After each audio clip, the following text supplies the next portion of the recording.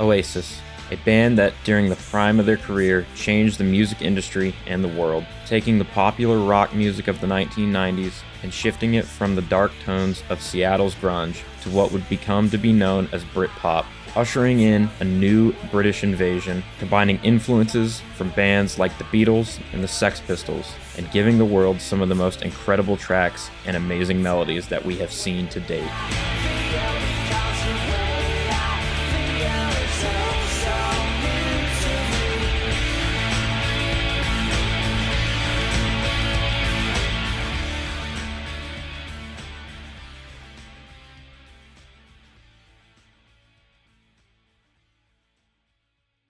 So initially, the background to this video was going to be a bunch of different clips from Oasis's concerts, music videos, things like that. But I'm running short on time and I really needed to get this out. And I started editing at 1 o'clock. It is now 9 o'clock and I'm just going to throw in this Halo 2 footage. So enjoy this Halo 2 footage. Let's get right into the video. Oasis formed in 1991 in Manchester, England.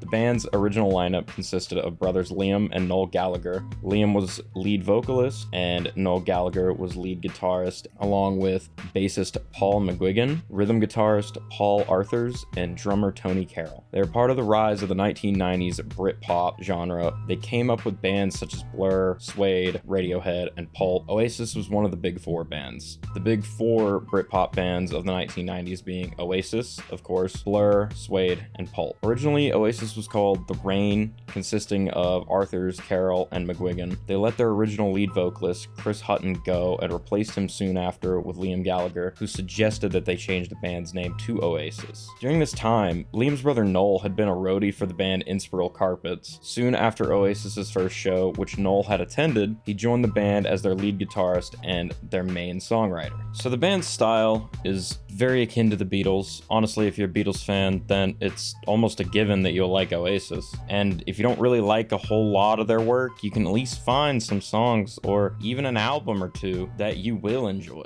The two main factors that the band sounds and operates the way they do is brothers Liam Gallagher and Noel Gallagher. Liam is the front man, and the front man always carries a big part of each band. It doesn't matter the band. And Noel is the main songwriter. He is the biggest reason Oasis sounds the way that they do, from his songwriting and his composition and the ideas that he puts into the band. Anyway, I'll start with Liam. So Liam Gallagher has an unorthodox style of singing. He can't sing in the traditional sense, and what I mean by that would be singing that you see on American Idol or X Factor or America's Got Talent. But there's plenty of artists and plenty of bands, especially in rock and roll, that are very unorthodox in their style of making music, or their singer can't sing very well. For example, Liam reminds me of John Lennon mixed with Johnny Rotten of the Sex Pistols. Now, John Lennon couldn't sing, and it's known that he would double track his vocals on songs that he recorded, so it gives it a better sound and covers up the impurities of his voice. Liam would also double track his vocals, and sometimes Liam would add more layers than just two to his vocals to give it a thicker, more robust sound. And Liam has this style when he sings. He has this specific whine to his voice that gives him his own unique sound. And the reason I compare him to Johnny Rotten of the Sex Pistols is both Johnny Rotten and Liam Gallagher carry out their words. They extend their words. And if you've listened to either Oasis or the Sex Pistols, you know what I mean. It's a very difficult thing to explain. So now I'll move on to Noel Gallagher. Noel Gallagher is very, very simplistic in the way he plays his guitar and the way he writes. For example, the song Cigarettes and Alcohol off their first album, Definitely Maybe, was ripped almost note for note from the 1971 single Get It On Bang a Gong by T-Rex. But Noel wrote that song with the melody and the composition of it to make it his own and make it sound similar, but in a way completely different. Noel is very good at creating Beatles-esque melodies, but he takes his melodies and puts a more modern twist on them, making them more modern day pop sounding. So the three albums I'm going to touch touch on are 3 of my favorites, and I think that they are 3 albums that everybody should give a listen to at least once. The first one is their first studio album, Definitely Maybe, from 1994. Now, this album from front to back is amazing. It is one of the best albums I've ever heard, and it is probably one of my favorite albums of all time. And there are 7 songs on this album that stick out to me. Columbia, Live Forever, Cigarettes and Alcohol, Married with Children, Rock and Roll Star, Digsy's Diner, and Slide Away. And this is by far my favorite album that they have made. The feeling I got the first time I listened to this album was very similar to my first time hearing Nirvana or the Beatles, bands that got me into music. Now, I'm gonna go over why I like a few of these songs, and I'll start with Columbia. Columbia is very, very loud. It sounds bigger than life. Now, if you've ever seen live versions of the song, most notably Nebworth 1996 show, that's the song that they open with. It really, really sets the tone. It's just very big and loud and out there. It's an amazing song. The next one would be Cigarettes and Alcohol. I love the riff. I love the original riff from 1971, but that one to me is lacking in a way. Next is Married with Children. It is a perfect acoustic song. To me, Married with Children is like Oasis's version of Yesterday by the Beatles. It's a sad song. It's also about love,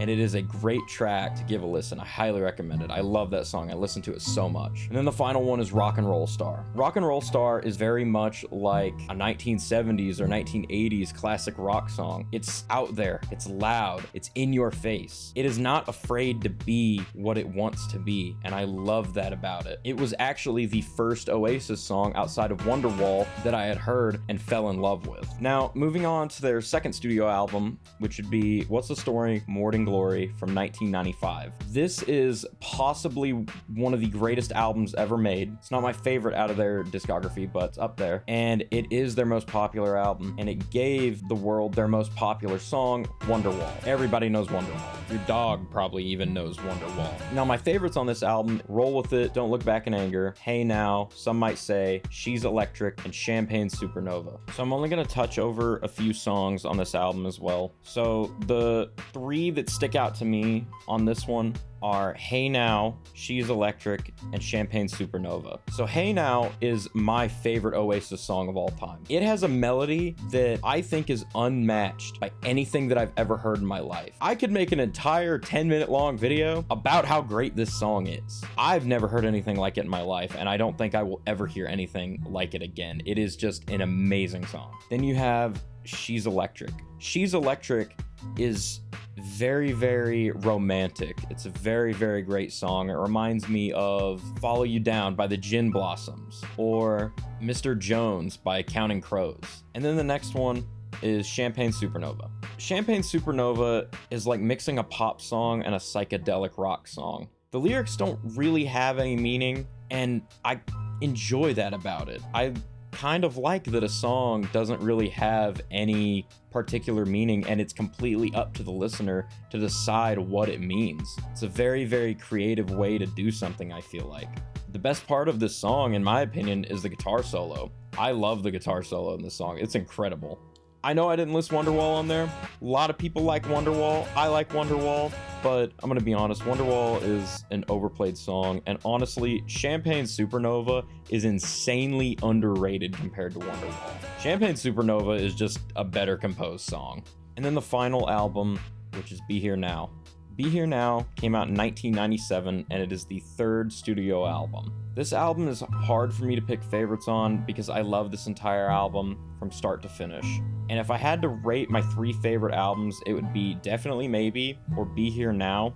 And if it doesn't beat Definitely Maybe, then it's a close second on that list. And then 3rd would be What's the Story? Morning Glory. Be Here Now only really has 3 songs that really, really stick out to me, even though I love the album start to finish.